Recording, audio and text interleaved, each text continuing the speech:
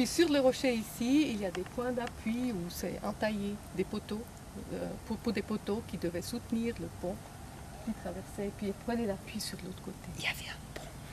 On peut se fossé. Ah oui, oui, d'accord. On est dans le fossé. Ouais, d'accord. Pour arriver après, à l'extérieur du mur d'enceinte, on a donc ce parement, puis on a des traces de maçonnerie qui viennent jusqu'à cette grande pierre-là. Cette entaille horizontale, elle est artificielle et le pont devait être posé sur cette entaille horizontale, soit directement dessus, ou peut-être il y avait des supports, des poutres de substruction et tout. Puis ici, ça tournait, donc il n'y avait pas d'ouverture ici. Ça tournait et puis ça partait sur la gauche. Et cette maçonnerie-là, elle venait jusqu'à cette limite. On voit la différence dans le rocher entre la partie du rocher qui était protégée par la maçonnerie, qui est plus lisse, encore lisse. Par contre, celle qui était à l'air, elle est effritée. Donc ça nous montre que le mur est arrivé à cet endroit.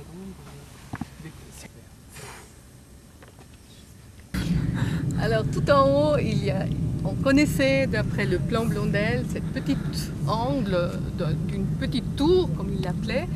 Et puis nous, on mettait en doute que le retour était vraiment là où il s'imaginait, que c'était juste une petite tour carrée.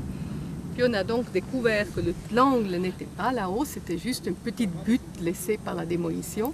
Mais l'angle se trouve ici. Ah, vous avez là le crépi de la pièce. Mais ça, c'est le crépi de l'époque? Oui. C'est génial. Le crépi de la pièce avec le petit bourrelet ici qui indique que le retour du mur est là. Un parement propre du mur, revêtu du crépi. Et puis à cet endroit, on a un retour. Cette pierre, elle sort de l'alignement du mur et ça indique qu'ici se trouve la face intérieure du mur qui donne de ce côté. Ça, c'est la surface du sol. Donc ici, ce n'est pas de la démolition, c'est du mortier dans la surface, c'est des sols au mortier. Puis vu que c'est tout du mortier, pas la chaux, c'est de la chaux et plâtre, un mélange. C'est très mou, ça devient savonneux, comme si vous avez du plâtre, ça devient comme savon. Lisse quoi, tout lisse comme ça. Mais là, vous avez le sol, qui serait encore tout conservé. Ici, vous avez une fenêtre qui est aménagée dans l'épaisseur du mur, donc avec vue sur Sierre et on aurait le pont de Sierre qui se trouvait là. Donc la tablette ici était légèrement en biais, monte. Ouais. Et puis l'autre face, on ne la connaît pas et elle est arrachée. Donc c'est peut-être une fenêtre vue. Elles sont souvent asymétriques ces fenêtres. Vu qu'une fenêtre elle part comme ça, et c'était certainement une fenêtre qui partait peut-être obliquement comme ça, pour donner justement le pont de Sierre. Donc ça, on est devant cette tour, c'est le mur extérieur. Et puis vous avez vu maintenant l'angle intérieur, ça fait des maçonneries qui sont plus que 2 mètres de large. Wow. Énorme. Alors c'est plus large que le mur qui donne sur Sierre. On pense qu'ici, il formait un léger glacis, comme ça, avant, après, de monter. Mais c'est impressionnant, l'épaisseur de maçonnerie. Donc ça, c'est la face extérieure. Là, vous pouvez vous tenir. Là, c'est la courtine. Il tourne ici sous les déblais. Ouais. Et puis, on l'a. Ici, ces 2-3 pierres qui sont un sur l'autre, ça, c'est le mur. Donc ça, c'est donc l'autre angle. Donc le bâtiment que Blondel reconstituait ici. Il va donc juste là où on a vu l'angle avec le crépi. Ici, avec une fenêtre là, et une fenêtre un peu à mi-étage. Voilà, mais on ne peut pas imaginer que c'est le même style de construction, les 2 fenêtres, bien? Si. Ah, si. C'est pour ça que vous voyez le côté oblique. Oui, là, il est oblique d'un côté, de l'autre, il est et là, vous voyez l'inverse. Il remonte à fur et à mesure la rase, consolide la rase du mur et les parements. Et puis, pour consolider, il faut en partie remettre des cailloux. Donc, tous ces cailloux qu'on a amassés sur les bords, ils vont être utilisés à fur et à mesure. Mais cette année, on a prévu de rester sur cette plateforme. Alors là, cette encoche, les 2 Donc là, c'est pas une cassure, c'est vraiment le pied droit de la porte d'entrée dans ce corps de logis. Et puis l'encoche, c'est en fait le négatif d'une poutre verticale. Et puis en bas, il est en train de nettoyer la poutre horizontale. Donc toujours le négatif, ils ont soit brûlé ou Et c'est cela ta plus belle surprise de la campagne de fouilles? la conservation des marches, On dirait qu'elles sont... puis la conservation des maçonneries, parce que d'après le plan de Blondel, on pensait qu'il y avait des maçonneries de 3 mètres de haut, tout était cassé, que toute l'autre angle était tombée, puis c'était un petit bâtiment de 3 sur 3 mètres, et puis maintenant c'est 7 sur 7. On a les sols conservés, on a la porte conservée avec toutes les crépis, l'emplacement du cadre en bois. On a également vous avez le pied droit complètement lisse et crépi, puis tout en haut il y a une pierre qui part en biais. Donc ça, c'est l'imposte de l'arc de la porte. Voilà, absolument. Donc il est taillé en biais comme un claveau. Donc après il y a Attends, on peut reconstituer la aussi. pierre en biais, Oui, c'est là. voilà. Le haut, elle est en biais, comme ça. L'escalier en polymaçon, donc il permettait d'entrer dans le corps de logis.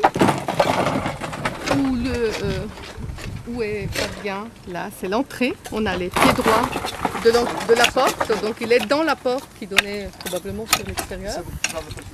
Puis l'escalier continue à monter. Et puis là où il y a mon cartable, donc, continue à monter certainement à l'étage supérieur au-dessus de cette pierre. Et puis il y a une porte qui part sur la droite avec des marches qui continuent à monter. Ah oui, Sous la banderole. Moi je pourrais être sur la photo, en plus je regarde le mur de ce côté ici parce qu'il est pas mal. Donc vous retrouvez le mur de courtine ici, qui est beau avec ce mortier beigâtre rose qu'on suit. Je descends ici sur la... Non, de là ça va. On va pas te récupérer à Chipis. Qui continue ici sous l'arbre et puis qui revient là dans le vide. Ouais, c'est le cas de le dire, dans le vide. Dans le vide et puis qui rejoint celui qu'on a vu de l'autre côté du chêne. d'accord. Et puis à l'intérieur de ce mur de courtine, il y a un couloir. Donc on a dégagé le sol au mortier, là où il y a la mire, là, rouge. Avec des marches qui continuent et qui vont sortir. Mais qui sortait quoi? Du château simplement? Ça je sais pas où ils vont sait pas. sortir, mais j'ai dit il faut arrêter parce que Savoir à quoi ça mène. Mais oui, parce que Incroyable. c'est un autre... ça nous prend dans le vide, Bah mais il faut laisser le chantier dans 2 semaines. Quoi. Et puis dès qu'on ouvre plus, ça donne de nouvelles questions. Donc là, pour cette année, on s'est dit, on documente tout ce qu'il y a ici, c'est suffisamment de travail pour 2 semaines. Le retour aval de la tour d'angle est là où je lance le caillou.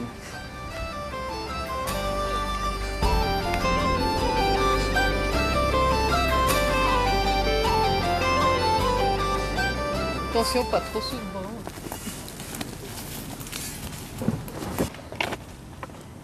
Et tu vois, dedans, on se sent bien protégé. Moi, j'ai pas le vertige là du tout. C'est uniquement quand Qu'on donnait ici à pic. vraiment, à pic, quoi. Donc, vous avez le parement qui est propre, jusque pratiquement là, tout au fond où il y a les baramines qui sont fichées dans le mur. Donc ça, c'est plus ou moins le niveau du sol qu'on a à l'intérieur. Donc il faut s'imaginer qu'ici, on est beaucoup trop haut. Donc tout ça, jusqu'au ce niveau, risque d'être déramblé. D'accord. Il y a encore du travail, hein. On va continuer encore un peu. Vous êtes sûr qu'elle allait là, cette pierre? Petit, vous faisiez des puzzles. De capteur d'eau, le dernier étage. Il y avait une citerne, une prise d'eau par pluie, par le toit, et puis qui était envoyée dans une citerne qu'on ne connaît pas encore, mais qui n'était sûrement pas celle vue par Blondel. Cette courtine ici, elle est sur tout le long. Ça, c'était justement cet escalier. Et puis là, il voyait 2 logis, mais c'était en tout cas pas ces 2 là, c'était juste des cuvettes. Ah, ok. c'était juste peut-être une fouille faite par des gens, je sais pas, au 19e siècle. Et puis... Mais vu qu'il y a cet escalier-là, ici, il devait quand même avoir un passage à quelque chose, à une construction. Là. Et puis ici, donc ce mur-là, il semble se poursuivre, il doit se poursuivre beaucoup plus loin. Et puis on a cet escalier qui vient, qui sort là. Et puis ce mur-là, il continue aussi sur toute la longueur. Et puis ça doit être quelque chose qui est soit lié ou accroché, mais qu'on ne connaît pas encore très bien. Et puis là, c'est ce pont où on a qui devait être posé là-dessus, et puis sur ce replat, puis soutenu par des poteaux. Comme niveau supérieur, l'état existant. Donc là, on va l'état le plus haut et là derrière là, le gant rouge. Donc, en partant de là, on monte pour rattraper le. Celui-là. Ouais. Évidemment, on ne peut pas laisser seulement le noyau, il faut monter aussi les parements pour que ça stabilise. Maintenant, hein, tu pourrais croire que c'est... Hein? Ouais, ça a l'air neuf. Ça a l'air neuf. Non, je peux pas. Il y a une belle trappe là en dessous. Après, il me trouve le tunnel souterrain qui arrive. Merde.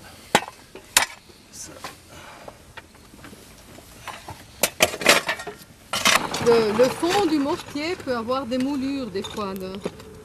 Au stade actuel des fouilles, est-ce que votre point de vue a changé sur le style d'occupation de ce château? Bon, ce n'est pas simplement une tour de guet, mais c'est quand même un lieu d'habitation avec certaines commodités. Avec des mortiers de ce type-là, c'est fait pour un aménagement. Un niveau de confort assez important. Oui, et puis aussi qu'ils ont vécu ici.